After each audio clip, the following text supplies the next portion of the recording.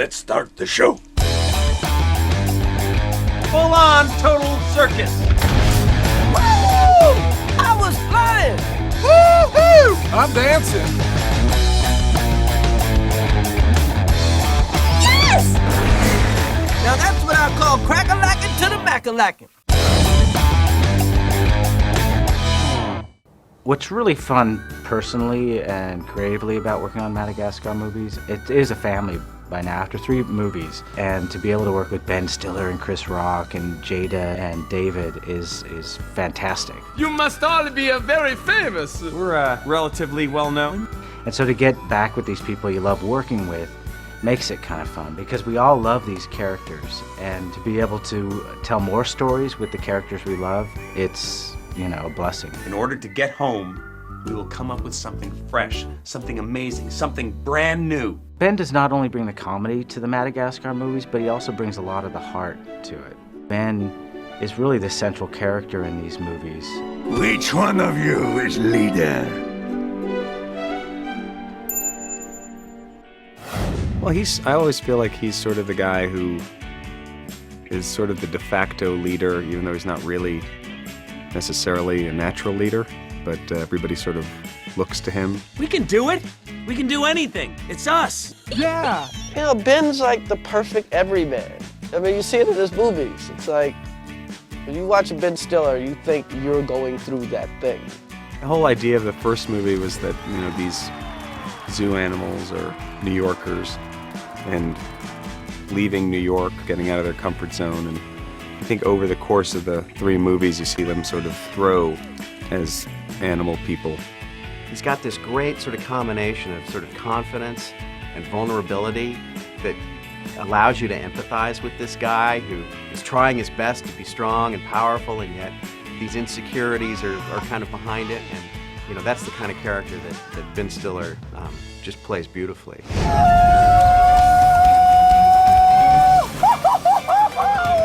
Forget about being part of the herd. I'm gonna be part of the flock. I'm gonna fly, baby. Chris Rock brings an incredible energy to everything he does. His voice and his ad-libs in the scenes, I mean, it bounces beautifully off of Ben. Be cool, be cool. Hi, officer. Is there a problem? Hi. Marty, in some ways, has been the catalyst for all their adventures. It was him that started it by wanting to run off to the wild. So he has this kind of childlike innocence about him. Come on, what'd you wish for? I wished I could go to the wild. Chris Rock as Marty is one of my favorite characters that he's ever done. You know, every time Marty's on the screen, he just lights it up. We're just yanking your chisel. Chris takes our lines and pluses them. He always finds ways to make them better. That's awesome. And then one more of just like, you did it, Alex, you did it. We came in with this idea that he would sort of hum that classic circus tune while he danced around with a big wig on his head, you know, and he came up with this song that is just amazing. Afro circus, Afro circus, Afro polka dot, Afro. Really? You know, that's the kind of thing you'll only get by bringing somebody like Chris Rock in. There's no such thing as overacting in an animated movie. They just make the movie bigger for you. You're never too big for the screen. That's what I like about it. Tell me one conceivable way that extra-large animals like us are going to be able to move through Europe without attracting unwanted attention. Hey. You know, David Schwimmer has a great vulnerability to him that's just priceless. And you really care about it. You can sympathize and empathize with this guy. A giraffe that's afraid of heights. Haha, check it out. Who's on a tightrope, huh? Huh? Who's on a I'm on a tightrope! Melman has one of the most interesting personalities of the 4 because he has this hypochondria and this innate fear of the world. I don't know. Sounds kind of dangerous. And now he has this kind of lust for life. 2 steps forward, 1 step back. I'm dancing. 2 steps I'm forward, dancing. 1 We're step dancing back. on a tightrope. You're great. Woo-hoo! I'm dancing. What I like about him is his growth in the 3 films, and to see him go on these adventures and be in danger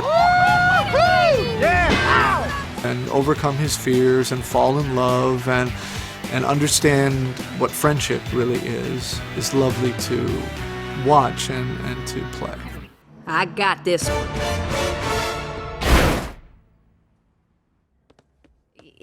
Never mind.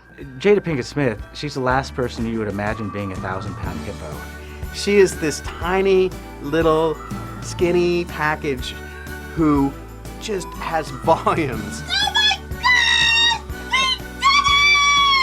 God! It works perfectly to see that coming out of Gloria. Sometimes to see it coming out of Jada, it's just, it's fun to watch. She works with what she's got. You know, she feels beautiful even though she's big-boned lady, you know? And so I love that about her. We can do that funky groove dance thing. Dance? This thing right here. Look. Me and you. I just love her optimism and just how adventurous she is. Make a wish, sweetheart.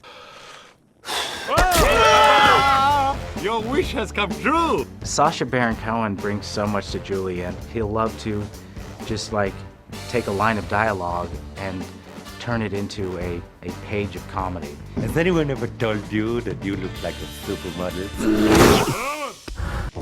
Whoa! What a woman! Julian has always sung, but in this movie we have more of it, and part of that was Sacha would he'd bring up his iPod and go through it and say, you know, this is a Julian song. No, tell me what you want, what you really, really want. Oh, tell me what I really, really want. Go now.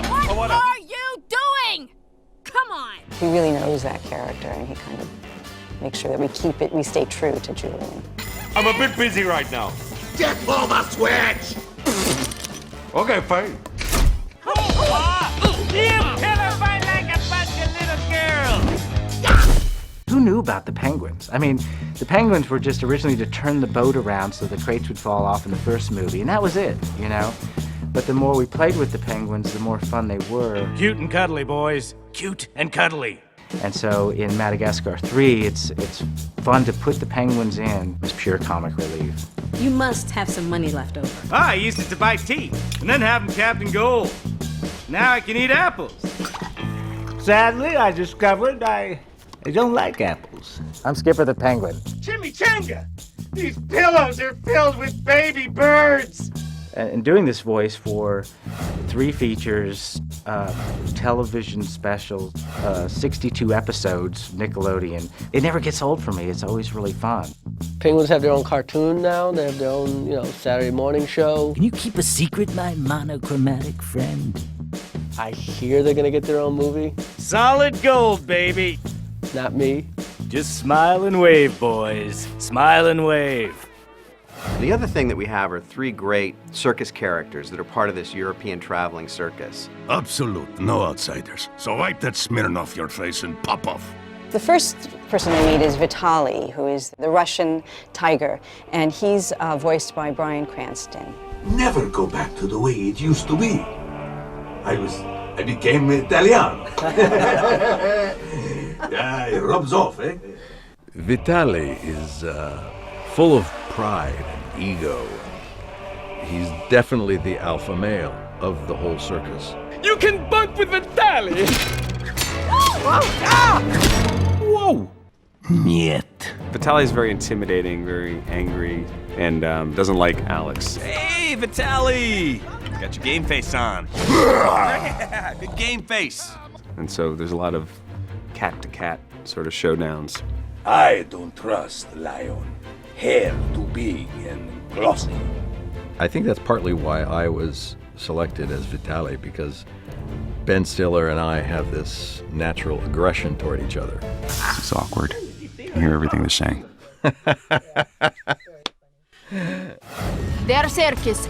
Circus stick together. And then there's Gia, the jaguar, and she is voiced by Jessica Chastain. She has so much soul and so much kindness and heart and empathy in her voice.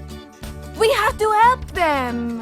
This has been a completely new experience for me. There's something so freeing about being in front of a microphone and thinking, I'm playing an Italian jaguar. Where in my life would I ever transform enough to play an Italian Jaguar? This could be our last chance. But we will not do this without you. I love the kind of theme of friendship and the unlikely friendships that develop. Stefano, you're a genius. No. I'm only average intelligence. Some say I'm even slightly below. Stefano is kind of a cheerleader. And the people, the people, they loved it. And he speaks with a passion. You know, when you're ever playing any character, let alone an animated character, with a wide range of emotions. From exhilaration to completely emotional. It is fun. And we go all the way to US and the A.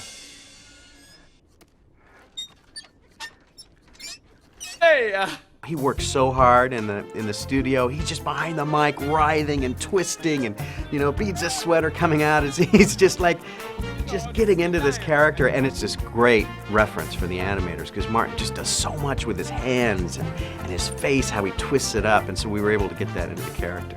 Being able to work with him, as one of my comic heroes was such a pleasure. Prepare to be blown away! Whoa, hey! And every time I watch him in the booth, I just find myself laughing.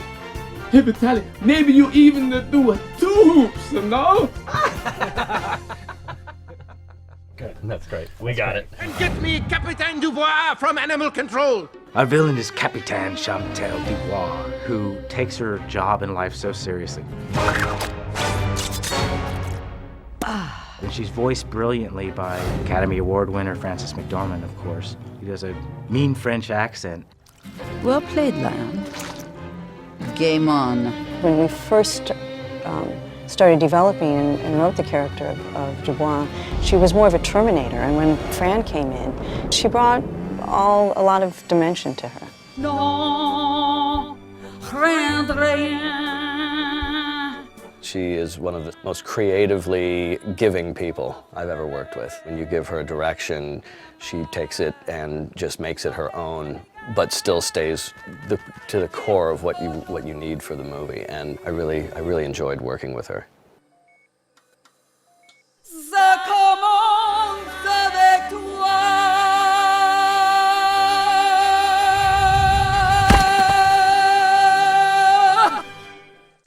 At the heart of the Madagascar movies are the 4 characters, our 4 Zeusters, and their friendship. Hopefully it delivers what people expect from a Madagascar movie, is a very funny movie. Hi! Here I am! Don't take... But at its core, a lot of heart, and that you care about these characters, and that's when we're successful. And we always felt we could do better every movie, but this one we feel like we got this one, we did this right. I just think audiences are really going to be entertained. I think it's the best Madagascar movie we've made yet. Fantastic. That's a wrap. Well, that was worth the price of admission.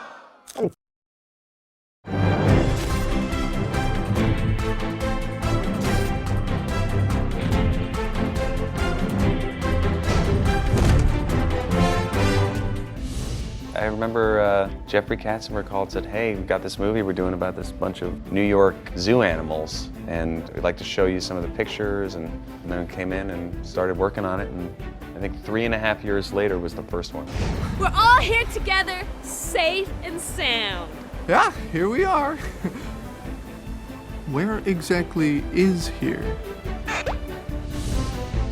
First one was really, I felt like for the 2 or 3 years that we were doing it, I felt really in the dark because I had no idea if they were even ever going to release it, or if it was a real thing, or... There's going to be some tape where I'm, saying something horrible and I get blackmailed by it.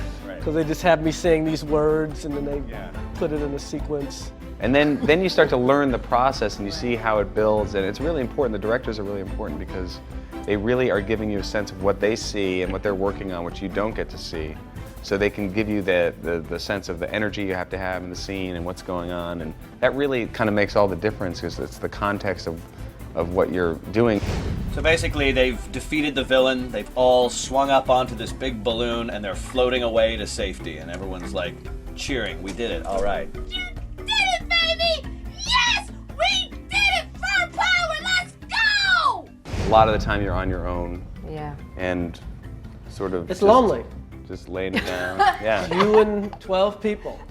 Yes. The big action sequences are to do, you know, they say, okay, now you're swinging on a vine and then your neck gets caught. You're imagining all this and taking a shot at it, but you have no idea if any of it's going to be usable. I did not scream like a little girl. What is that in reference to? And then when you see what they've animated, then you get to do everything again, and that's what I like too. It's like doing it to picture. You get to watch what the rough kind of animation is and then try everything and hopefully improve upon what you did. So. Yeah. I have fun in there. I mean, by the way, I always try to make the crew laugh in anything I'm doing. Polka dot, afro! But it's a weird thing in the recording booth, like you can't hear any of the laughter, so you kind of have to, you know, you're at the mic and then you kind of... No, I'm sensitive. I can hear the laughter. If you could see someone, you know, through the glass go, then you know, oh, okay, oh, finally. Yes. Yeah, crew laughs are much better. Like, what's your name?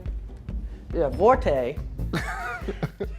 He's worth 12 executives because he's like a real guy. It's like, you know, he's got a decent place, but it's not over the top or anything, you know.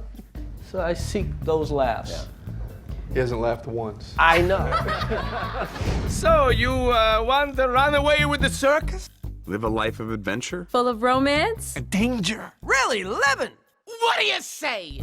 I think by this movie, the third one, you have so much more of a sense of how it's going to finally end up. And the third one, I think, has been, for me, that was the best experience because I think we all sort of now knew what we were supposed to do, and also we're getting the most out of the characters and the situations because everybody knows them so well now.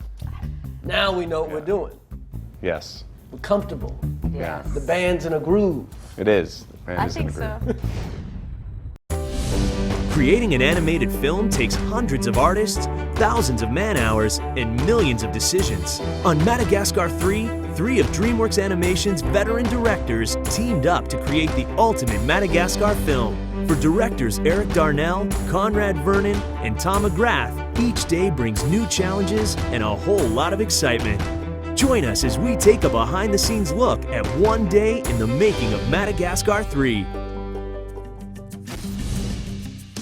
Hi, and welcome to the northern branch of DreamWorks Animation. This is PDI DreamWorks in Northern California, up in Redwood City. And we've got the majority of the folks working on Madagascar 3 up here, although we also have guys down south and people in India, as far away as India, who are cranking away on the movie as well. So all of us have this communication ability with video conferencing and big fat pipelines to get data all around the world, and that keeps us well in touch. And once you get used to it, it's pretty seamless. Well, we've got a pretty busy day, so let's get started. Hi, welcome to Glendale, California, where the DreamWorks campus is located, in tandem with PDI in Redwood City. It's a busy morning here. I like to sit and wave to everybody who comes through the gate, usually. You're late! Anyway, it's a very busy day. I actually have to walk and talk with my coffee, which is very difficult for me. But the first thing I do usually is wake up by having a morning swim in the fountain. Come on. Hi, I'm Conrad Vernon. I'm one of the directors of Madagascar 3. I'm based down here at the Glendale campus primarily, along with my co-director Tom McGrath. And when we come in every day, the schedule can change back and forth. We never know really what meetings we're going to go to from day to day because they change all the time. But all three of us, Eric, Tom, and myself, know how to make one of these movies from start to finish, so it's easy to break us up and have us do different tasks along the way. You know, we'll always do at least one of the tasks on this film each, as it takes quite a long time to do this. I have a meeting right now that I have to go into, which does not allow cameras or anyone else in there. So I'm gonna come in here, and you can try to follow me, but I will slam the door on your face. So our next meeting is a storyboard review, and we like to use these rooms. These are our video conference rooms, which enable us to get really personal with each other. And today, we're going to review Vitaly's comeback. Rob Koo's going to pitch his boards on this screen. We're a few minutes early, and when the others shuffle in, we'll get started. Normally we'd like to be all in the same room together, but when we can't be, these rooms are vital to how we communicate. And it just, even just to see the expressions on other people's faces actually is much better communication. And so we'll just wait for everyone to join. I think Rob's going to pitch right now. So. All right. All right. Hey, everybody. So we're here with the story department. Rob Koo, our head of story, is going to pitch some storyboards he's been working on. All right, so you want to set it up? The performance that Rob puts in his panels often gets translated into the animation because, you know, Rob is one of our... You have to be an actor, a cinematographer, and somewhat of a director and writer when you're a storyboard artist. And it's Rob. People like Rob are fundamental in how we make the movie and how we put it together. Now that he said all that stuff. No, that's like the best eulogy I'll ever hear in my life. All right, well, that gives you the background, so why don't we get started, Rob?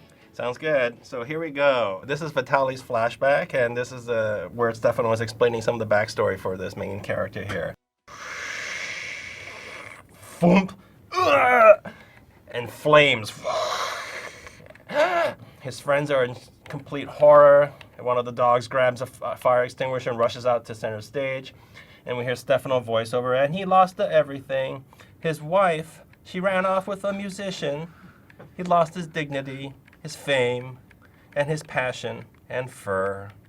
And reveal he's standing there alone. Stefano tries to console, but he turns around, growls, and scares his friends away. And come back to the disheveled Vitali as we crosses us back to it now as he finishes dialogue. And only his passion now is his borscht. Whoa, says Alex. And that ends that bit.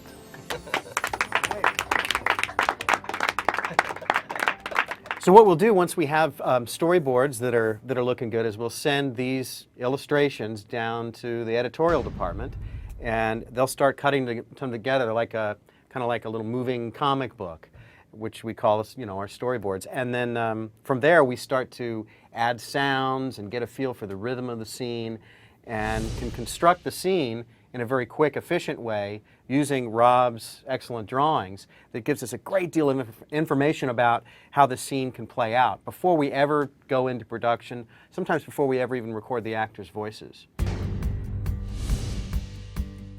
So now we're in editorial, where I bring Nick fresh cut flowers every day, keep his spirits up, and we're working on a scene called Stowaways, where the circus animals meet the zoo animals for the first time.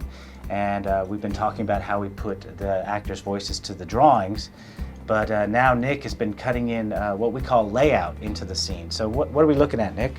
Okay, we're looking at the scene when the Zoosters first get on board the train and meet up with the circus guys. Tom, if you want to have a look at this.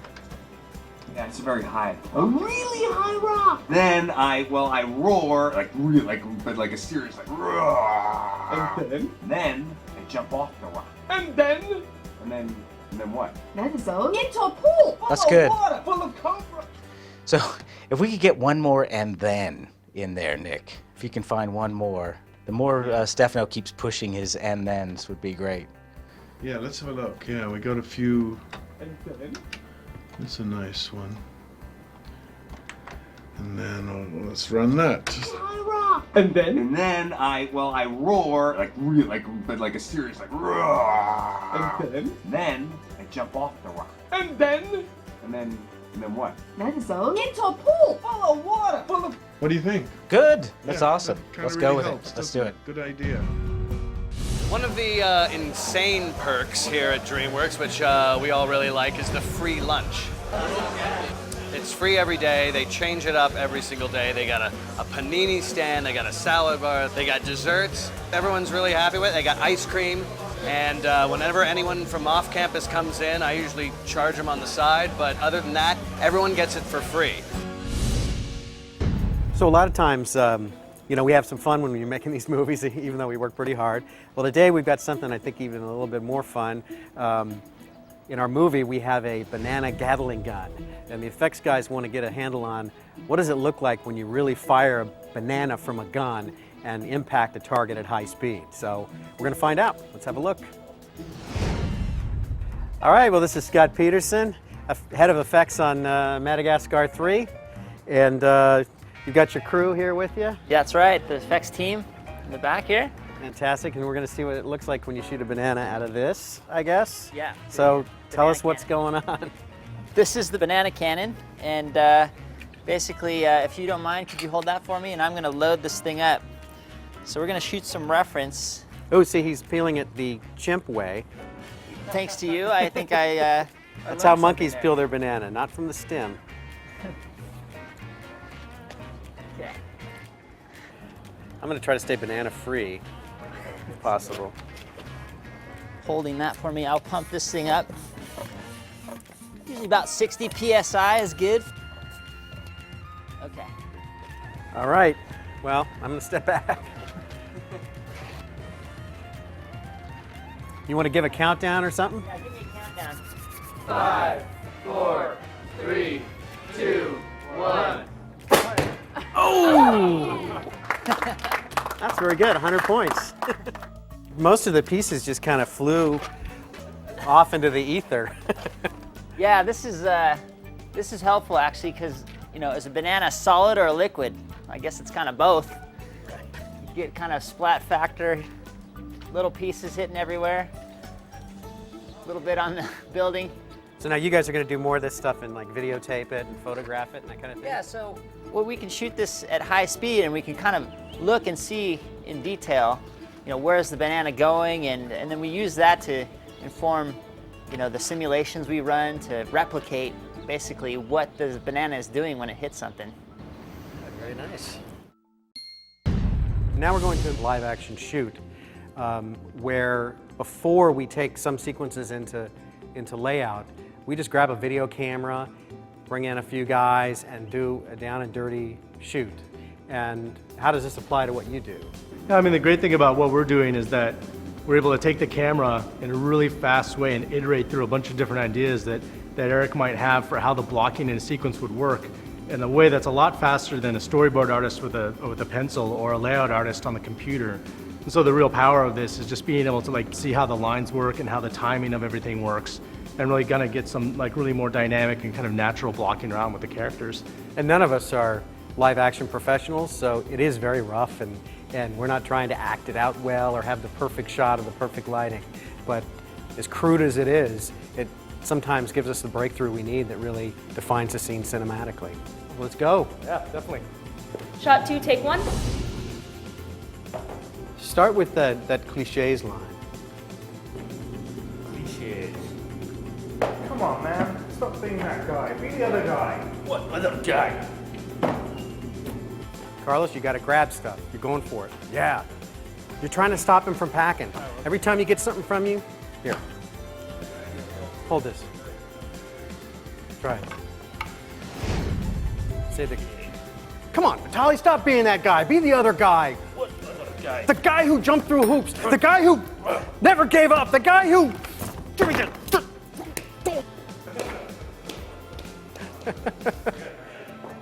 So I'm here with Rex Grignon. He's head of animation, Madagascar 3, and animation is when we really bring these characters to life. And that's actually what animation means, is to breathe life into something.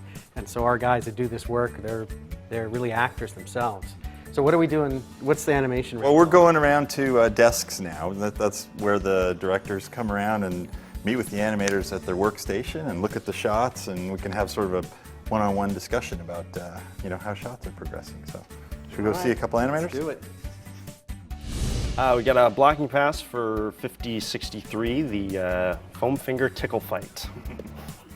I think overall the stuff you have going is really good. I think once you get more into it, to really feel the playfulness and how they, like finding their target, and twisting in to get that finger past Alex's arms will be good. You could be like, yeah, getting in there sooner. Get him in there, and even like little double pokes and stuff. Yeah, looking for those exposed areas. Yeah, nice start. Keep going, man. Cool. Thank you. Thank you. Okay, today we're going to be recording some what we call scratch dialogue. A quick and easy way of testing out whether a scene's working is to record some scratch dialogue and then kind of build the scene in editorial and just does a rough storyboard, rough sketch of an idea to see if it's kind of working. But we're going to record some Skipper. Normally, we'll just record like maybe Ben's line or Chris Rock's line to get a sense of it before we record them. But in this case today, I'm going to be recording Skipper because I normally do the voice for the movie.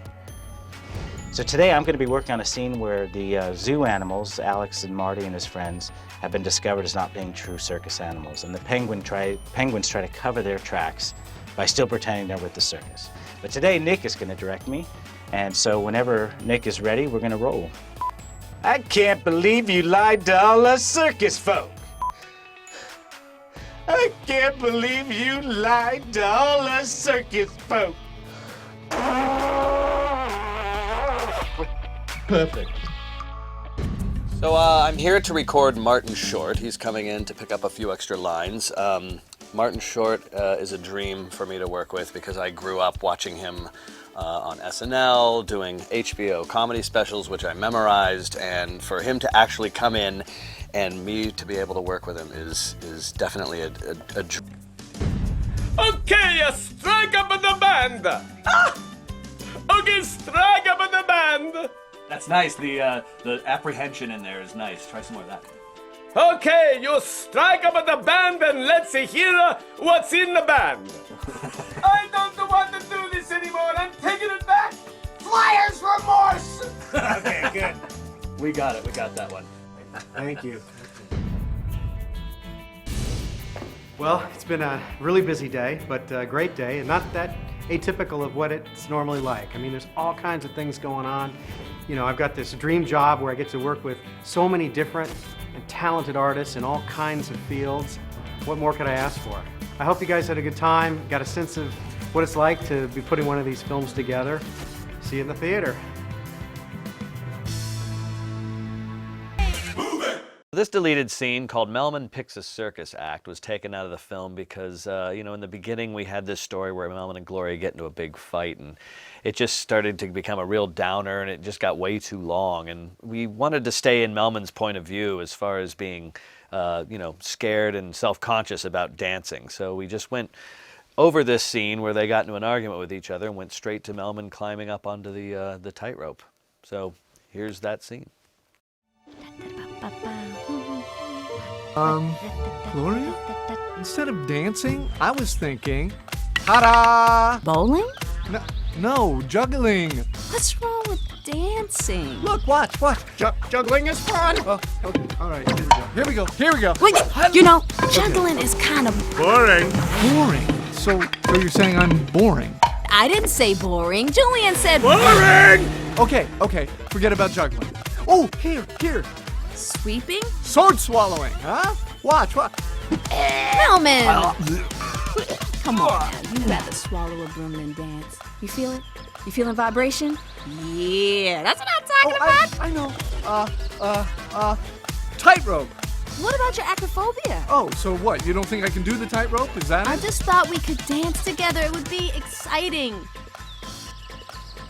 You know, just forget it. Melman! I'm gonna do my own thing. Dancing. Just all you're doing is moving and not getting anywhere. You're just moving. I mean, the music totally throws off my timing. Boring. You want excitement? Haha! Check it out. Who's on a tightrope? Huh?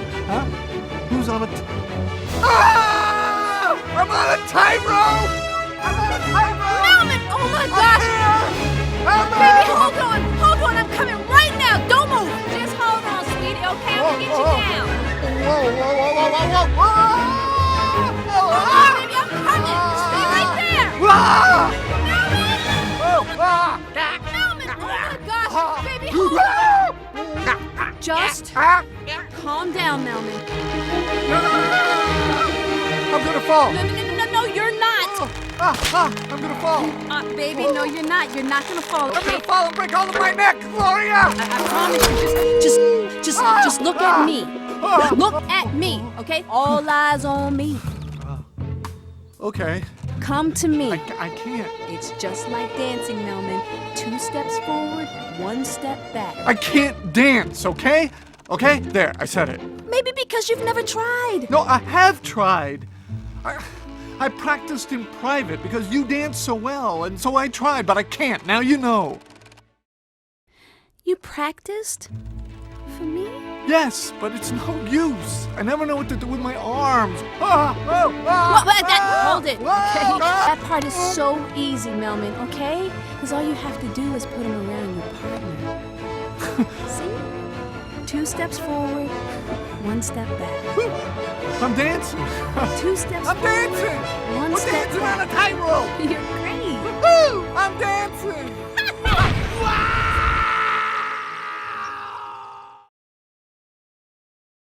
So this next scene is called Next Performance New York City. You know, we took it out of the film because basically it's just expositional. The audience already knows where the animals are going, and we already know that Dubois and her men are hot on their trail. And so we're just waiting for Dubois to kind of catch up with what everybody already knows. It's a great little character moment for Dubois, and that was one of the tough things about getting rid of it. But we really just didn't need it, so we chucked it.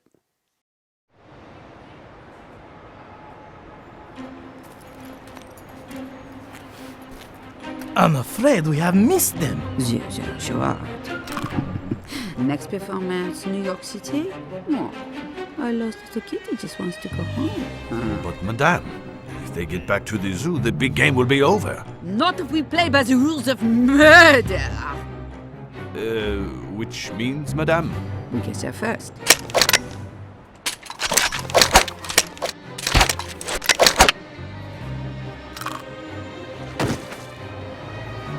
Get up, Gerard.